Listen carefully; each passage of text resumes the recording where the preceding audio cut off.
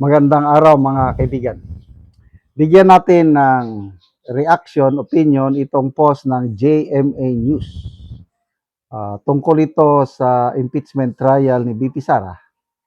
Naunang pahayag ni Senator Soto na ang kanyang pagkakaintindi, yung forthwith, kaagad-agad, simulan na ang trial. Kaya lang, si Senator Lacson, iba ang kanyang pananaw. It will take around 3 weeks bago masimulan ang trial. So sino ngayon ang masusunod sa kanilang dalawa? The Senate may convene as an impeachment court immediately after receiving the articles of impeachment against Vice President Sara Duterte, but the trial proper may not begin until June. O di isang buwan pa, according to Senate President pro tempore Panfilo Lacson. Lacson said that while Senate President Soto wants to convene the impeachment court at once, at least 3 weeks may be needed for procedures such as the issuance of summons and reply and a preliminary conference for purposes of stipulations and possible marking of evidence before the trial starts. Yan na. So, between dito, Soto, kagad-agad. Lacson, hindi.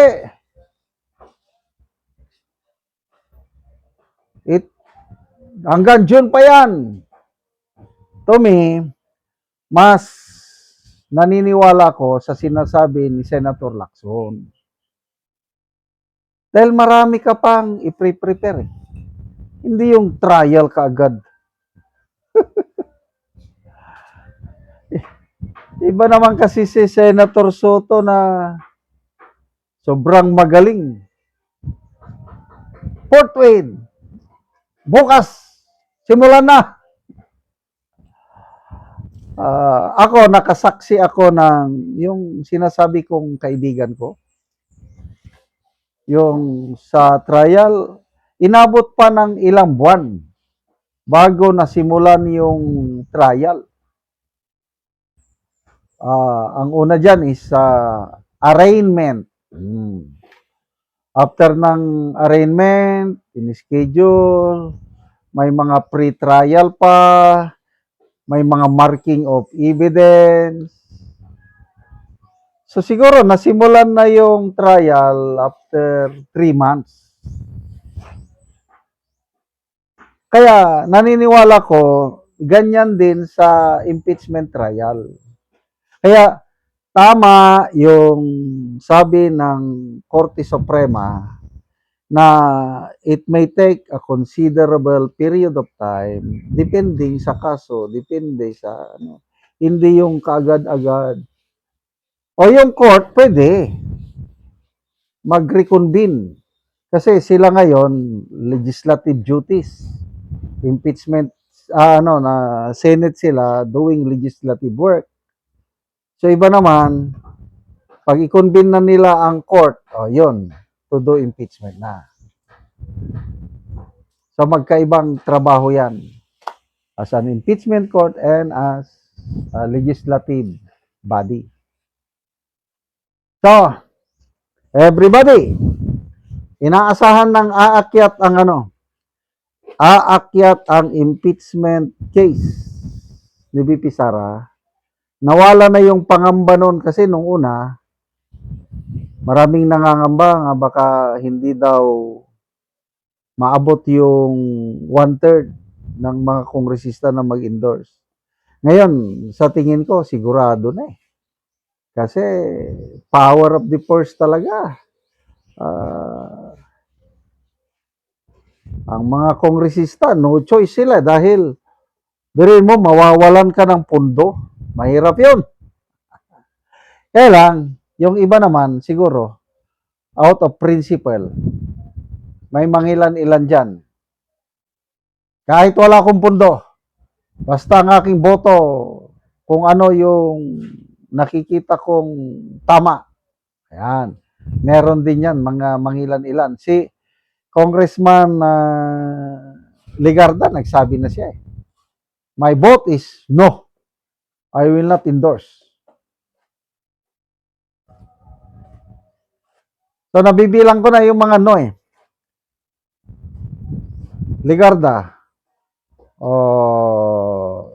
Barsaga, Marcoleta, Eli San Juan, San Fernando, yung Congressman Bong Sontay, 5 na yan. Bagong henerasyon party list, Robert Nazal, 6. Yung mga Duterte, I think 3 mga Duterte. Congressman Ungab, I think si Congressman Edgar Erese din, 11 na. Congressman Toby Chango, 12. Ilan. Siguro, mga estimate ko lang ito. Baka abot ng mga 20 to 30 congressman yung may prinsipyo. Hindi na dadala sa pondo-pondo. They will vote for no. But karamihan, marami ring mag-abstain. Marami ring mag-absent. Bakit mag-absent? Para hindi Kasi kung nag-absent, at least hindi ka bumoto ng no. Kung nag-abstain, at least hindi ka bumoto ng no. So, mayroon pang pag-asa na mabigyan ng pundo yung mga mag-absent. So, okay, mga kapwa ko dides, maghanda na tayo. Go, go, go! June, simula na po ang impeachment trial. At least, after more than a year. Ayan ba yun? February. Yeah. After more than a year, masisimulan na rin sa wakas ang impeachment trial ni VP Sara ni Real Bladma. Salamat mga kaibigan sa inyong pagsubaybay sa ating channel. Nakakatulong kayo ng malaki sa Tribong Talanding ng Bukidnon dahil ang income natin sa channel na ito, namimigay tayo ng libreng yero at pako para makapagpatayo naman itong Tribong Talandig ng mas maayos na tirahan. Panoorin nyo ang video na ito. Karon mauna ni ang atop sa natagaan na mo og yero nga mga silupin lang in town. O kini ang iyang atop nga yero nga lata na gyud kaayo.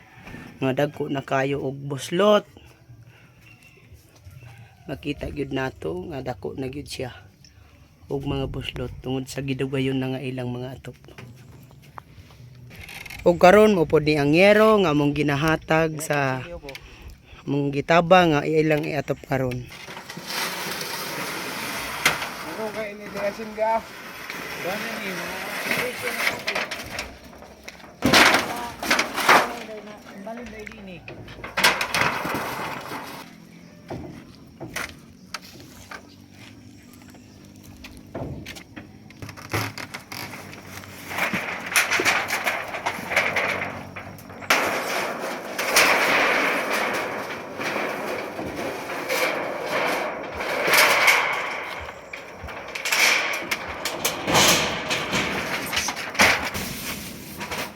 Buyudan o diyan.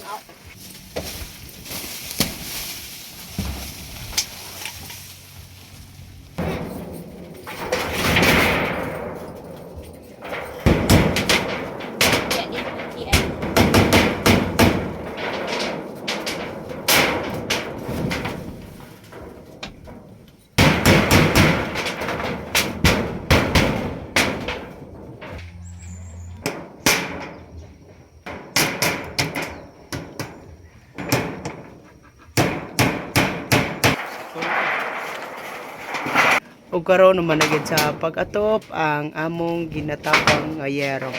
So na pulihan na gyud tong ilang mga atop ganina. Naghatag og sin og salamat pod sa Ginoo nga dili na sad mi maulanan kay natagaan nami og sin. O so pila na dayto ka tuig ang inyong atop nga gaulanan na og mga buslot na? 13 na ka tuig ang among atop. So 13 na ka tuig. So dugay na gyud. Oo. Oo. So salamat kaayo. Salamat sad